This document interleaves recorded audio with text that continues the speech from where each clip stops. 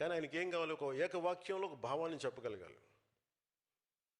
ఆయన కులాల ఐక్యత గురించి నాగరాజుకి అవగాహన ఉన్నంతగా మిగతా వాళ్ళకి ఎంత అవగాహన ఉంటుందో నాకు తెలియదు. ఎందుకంటే బట్టలు కుట్టేటప్పుడు తను ఏ కులాన్ని కుడతాడని చూడడం. అంటే మీరు అంత సింపుల్గా చూస్తే చాలా ఈజీగా ఉంటుంది. సో నేను అందుకు కులాల ఐక్యత మాట్లాడుతున్నప్పుడు చాలామంది వైసీపీ నాయకులు నేను కులాల గురించి మాట్లాడతానంటే, బాబు ఈ కులాలు నేను ప్రారంభించాను చెప్పండి. నిజంగా నాకు ఒక కులం కోసమే ఉండే వ్యక్తిని అయితే బాలినేని గారు ఎందుకు వస్తారు జనసేనలోకి? అంటే ఏముంటుంది? ఆయన ఏం చూసి ఉండాలి ఆయనలో? ఈ వ్యక్తి అందరి కోసం పనిచేస్తాడు, ఆ నమ్మకం లేకపోతే ఎందుకు వస్తారు? నాకు ఇది నా తపన ఏంటి, నా ప్రయత్నం ఏంటంటే ఎప్పుడు కూడా నాకు వైసీపీ పార్టీ కూడా నాకు వ్యక్తిగతంగా నాకు ఎవరితో శత్రుత్వం లేదు. నాకు వాళ్ళు ఎవరితో నాకు కోపాలు ఉండవు వాళ్ళ మీద. కాకపోతే ఏముంటుందో వాళ్ళ విధి విధానాల మీద నాకు విసుగుంటుంది.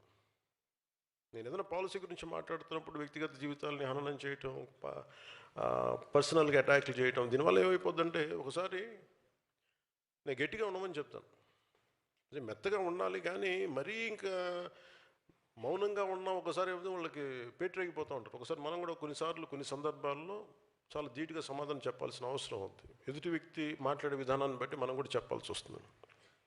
మన ఈ మధ్య నానాజీ గారు మాట్లాడింది చూశాను. అంటే అలాంటిది అంటే అందరూ ఆయన అంటారు మీరు ఎక్కువ మాట్లాడేశారు మాట్లాడుతూ ఉంటే నేను మీరు ఎంత మాట్లాడారు మీకు చెప్పాలి, వీడియోస్ పంపించాలి మీకు. నేను నానాజీ గారు మాట్లాడుతూ కూర్చోబెట్టి మేము ఎంకరేజ్ చేసాం, కానీ మీరు ఎన్ని మాటలు మాట్లాడారు?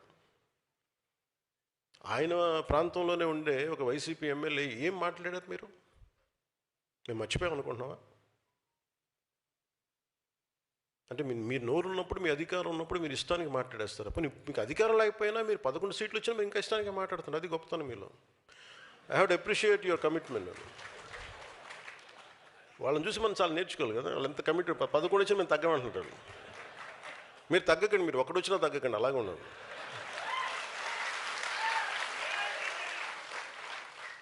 మీరు ఒకటి వచ్చినా తగ్గదు, అలా బలంగా ఉండలేదు. మిమ్మల్ని తగ్గమని ఎవడు చెప్పాడు? మీరు కరిగిపోండి, అయినా కానీ తగ్గకండి.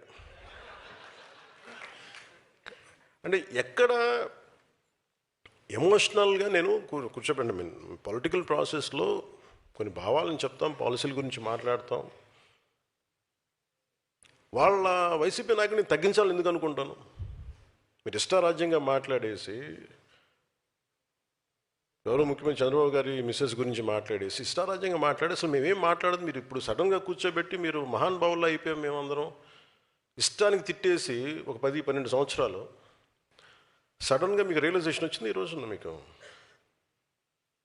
సరే, ఈ రియలైజేషన్ మీకు ఎంత వస్తుందో నేను చూస్తాను, సంతోషం. మీరు రియలైజ్ అయ్యి మమ్మల్ని ఏం అనకూడదు అనుకుంటే అసలు మా పార్టీ నిర్మాణానికి బోర్డు మా వాళ్ళంతా మిమ్మల్ని తిట్టడం మానేసి మా పార్టీలో మా శివాను మా దేవర శివ గురించి మా మునీర్ హసన్ గురించి మేము ఎత్తుకుంటాం. వాళ్ళ నాయకులు తీసుకునే బాధ్యతలు మేము ముందుకెళ్తాం. మీరు తిట్టడం ప్రారంభిస్తే మేము మా వాళ్ళని ఎత్తుకోవడం మానేసి మీకు బదులు ఇవ్వడం టైం అయిపోతుంది.